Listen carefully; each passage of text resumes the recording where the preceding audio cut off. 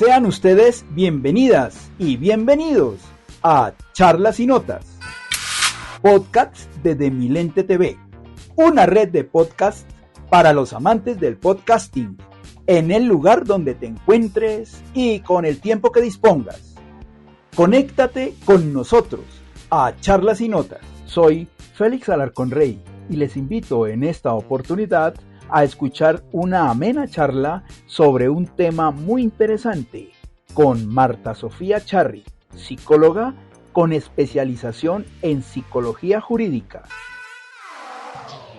Nos encontramos hoy con nuestro personaje, un personaje, Marta Sofía Charri. Un tema que de pronto pocos, o bueno, digo yo, ¿no? Porque hay muchos que saben referente a ese tema. La psicología, como yo le digo a veces, ¿no? La psicología, porque empieza por P, ¿no? Psicología. Exacto, y pronuncia, no nos metamos en ese tema de la lengua castellana, ¿no? Que es un poco enredado también. Es verdad. La psicología. Sí. Un tema muy especial. Marta Sofía. ¿Quién es Marta Sofía? ¿De dónde viene? ¿Y para dónde va? Bueno, sí, mi nombre es Marta Sofía. Yo soy psicóloga con especialización en psicología jurídica, pero he tenido la oportunidad de desempeñarme también en otras áreas de la psicología, igualmente muy interesantes, como es la psicología clínica y la psicología organizacional. Pero el énfasis de mi carrera, en mi caso, es la psicología jurídica. Marta, la psicología jurídica. Vamos a hablar un poquito hoy de la psicología jurídica. ¿Para qué sirve? ¿En qué campo la practican? ¿Y quiénes son los beneficiados, digámoslo así, en la parte de la psicología jurídica? Cuéntanos un poquito relacionado sobre eso. Correcto. Bueno, la psicología jurídica se encarga de brindar apoyo y asesoría a todos los entes jurídicos, como la misma palabra lo indica. Por ejemplo, en medicina legal, en el INPEC, en bienestar familiar, en todos estos entes de control que hay en el país, nosotros somos un apoyo y podemos, damos conceptos, brindamos apoyo a través de nuestros conceptos y como un peritaje, digámoslo así. Podemos ser peritos en el área jurídica. En el caso, por ejemplo, de la fiscalía, ese es un vivo ejemplo de en dónde puede uno desarrollar la psicología jurídica. Y es útil en los casos de investigación de delitos, de perfilación criminal, de violencia sexual, de violencia de género. Bueno, nosotros nos movemos en todos estos temas. En bienestar familiar también es muy útil. Bueno, de hecho yo trabajé en bienestar familiar un tiempo y fui perito en bienestar familiar, daba mis conceptos como perito y trabajaba con todo el equipo interdisciplinario de la defensora de familia, la trabajadora social y pues la psicóloga. También en ese caso era para defender, proteger los derechos de los niños y niñas y adolescentes. Tiene muchos campos de acción la psicología jurídica. En la parte del concepto jurídico, ¿cómo es esa parte? Cuando ustedes emiten ese concepto jurídico, ¿es basado en qué o depende del problema o las circunstancias en que se den? Claro, depende de las circunstancias y la problemática. Se basa, pues, primero que todo, en los principios de la psicología, pero también teniendo en cuenta muchas de las circunstancias y el contexto en el que se haya desarrollado la problemática o el caso que se está tratando. Algo específico, por ejemplo, vas a emitir un concepto jurídico en psicología. Sí. Por ejemplo, a X persona o a X juez o cómo es la cosa. ese concepto es ¿por qué? Para analizar qué, o un puesto de trabajo que va a ocupar, no sé, ¿cómo sería eso? Pues para las personas que así como yo somos un poquito neófitos en la situación, ¿no? Sí, claro. Mira, sí, como te estaba diciendo, en los casos de bienestar familiar, de medicina legal, de la fiscalía, bueno, de la procuraduría, etcétera. Sí, por ejemplo, en fiscalía, por ejemplo, podemos trabajar en equipo interdisciplinario con los jueces y los fiscales, uh-huh, dando nuestros conceptos desde el punto de vista de la psicología, aplicables al área jurídica y legal. Lo mismo, pues también tiene mucho que ver también con la psicología forense, que va muy de la mano, en medicina legal. Por ejemplo, con autopsias psicológicas. Eso es otro tema, pues también que es muy interesante en el área de la psicología jurídica. ¿Autopsias?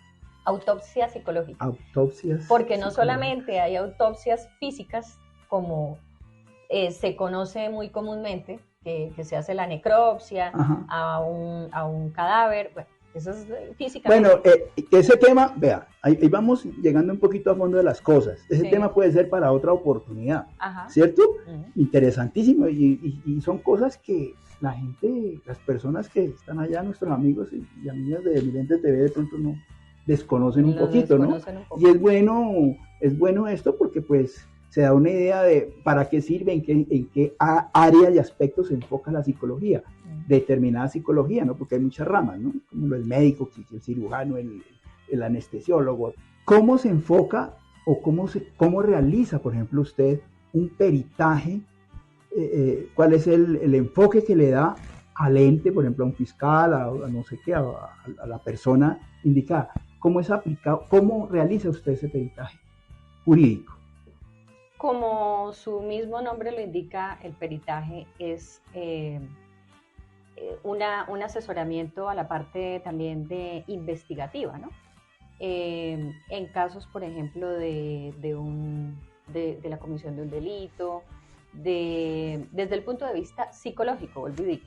Entonces, se hacen estudios por parte del psicólogo con pruebas psicológicas, por ejemplo.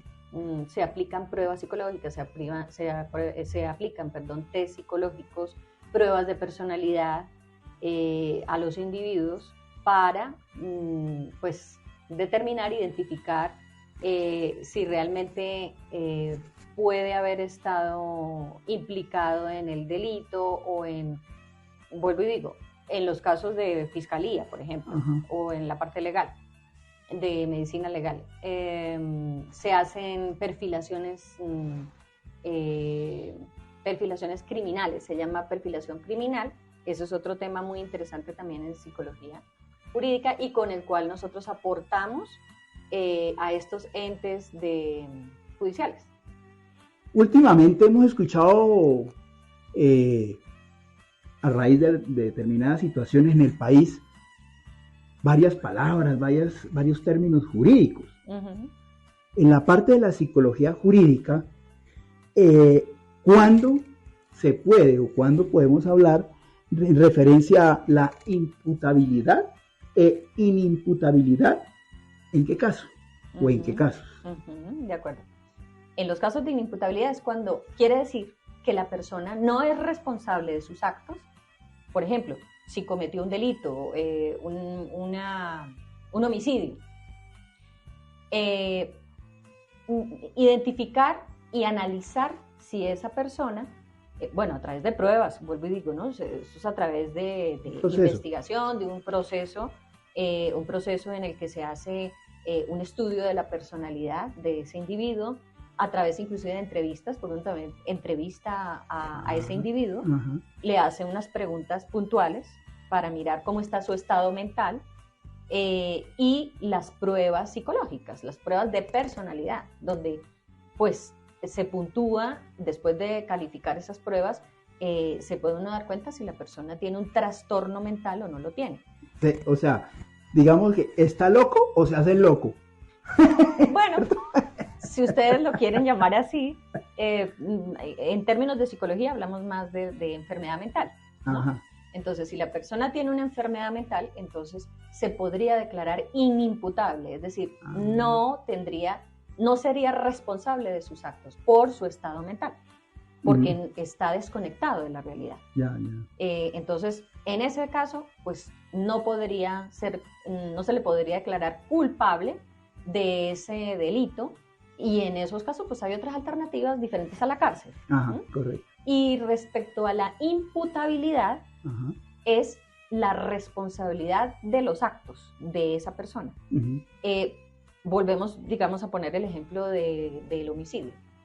Cuando hay un homicidio, entonces se hace toda la investigación y nosotros también aplicamos las pruebas correspondientes para identificar si esa persona tenía un trastorno de personalidad o una enfermedad mental que lo llevó a cometer o no cometer el delito.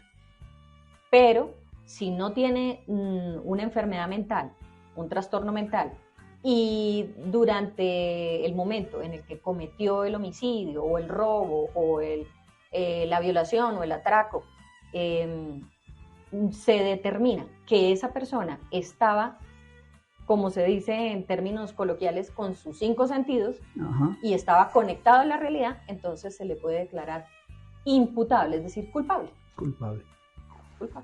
Bueno, amigas y amigos, interesantísimo el tema, sobra decirlo, ¿no?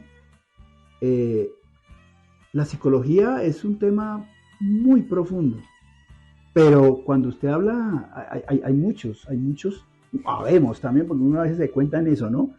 Que hablar de psicología quiere decir que es hablar de que la locura, no es cierto, ¿no, doctora? No, digamos que esos términos no se deberían utilizar, porque son peyorativos, digamos que es como juzgando de una manera a priori negativa a una persona que lo que tiene es una enfermedad, porque las enfermedades mentales son como cualquier otro tipo de enfermedad, como la diabetes, como la hipertensión, como la cirrosis. Es una enfermedad, solo que es en la parte mental. En la parte mental. Y bueno, en este tema, mucha tela por cortar, ¿cierto, doctora? Muchísimo.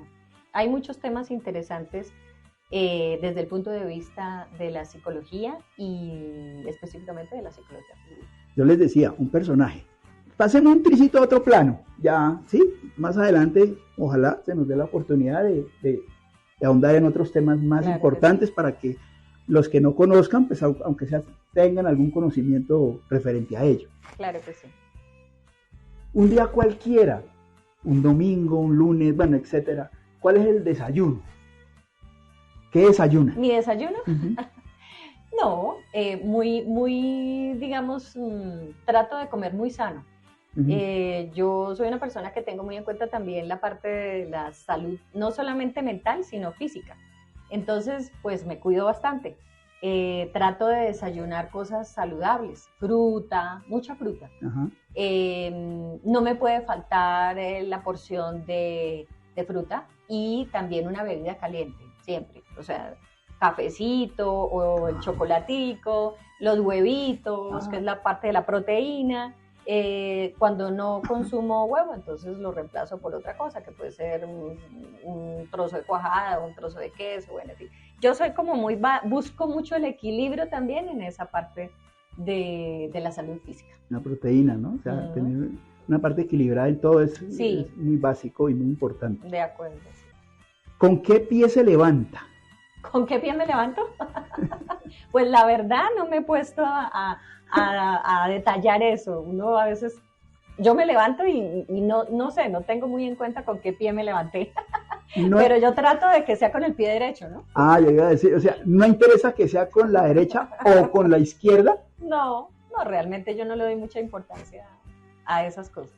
Bueno, perfecto. Un tema trillado hoy en día es el abuso y el maltrato animal. Sí. La autora tiene mascotas. Yo tengo mascotas, sí, tengo varias mascotas, les cuento. Tengo una perrita muy, muy consentida, tengo 2 gatos y tengo un conejo.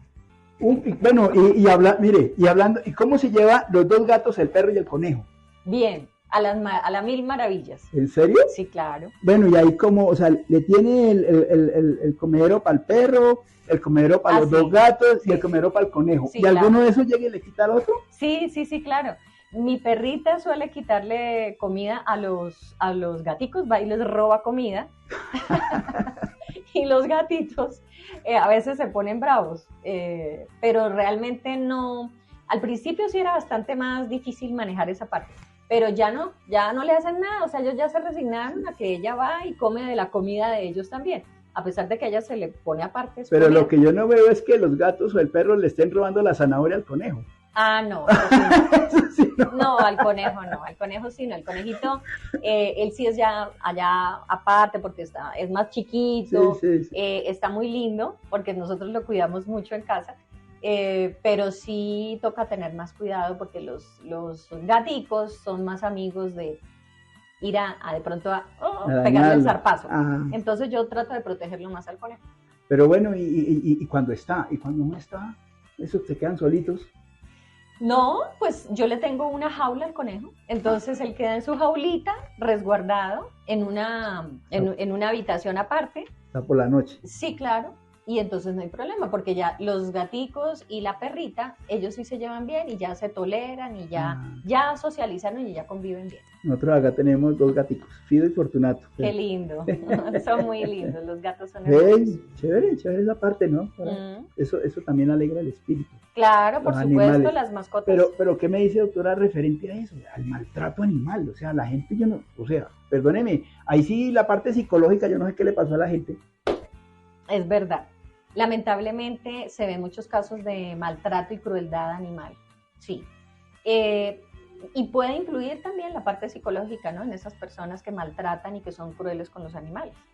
Ahí hay que mirar también, ojo, ahí también va la parte de la psicología y específicamente la psicología jurídica, porque digamos que en los perfiles de los psicópatas, que es un perfil criminal, uno lo que ve en los estudios que se les hacen a estos individuos es que han tenido un historial en la infancia de maltrato hacia las mascotas. O sea, han sido crueles con los animales. Y eso es un rasgo de los psicópatas. Ay, vea, interesantísimo. Otro tema que, vaya, ahí para los animalitos y todo, más adelante se puede tratar ese tema también. Sí, o sea, es muy importante, muy interesante, ¿no? Por supuesto. ¿Cuál es el motor de su vida? Ay, el motor de mi vida, a ver, es mi profesión, me apasiona. Mi familia, para mí mi familia es muy, muy valiosa y muy importante en mi vida. Y mis mascotas también, claro. Mis mascotas son como parte de mi entorno y de mi familia también. Amigas y amigos de Demilente TV, un personaje. Nos veremos después. Hasta luego. Hasta luego. Amigas y amigos, gracias por escuchar nuestro podcast. Deseando que haya sido una charla gratificante y enriquecedora. Hasta pronto.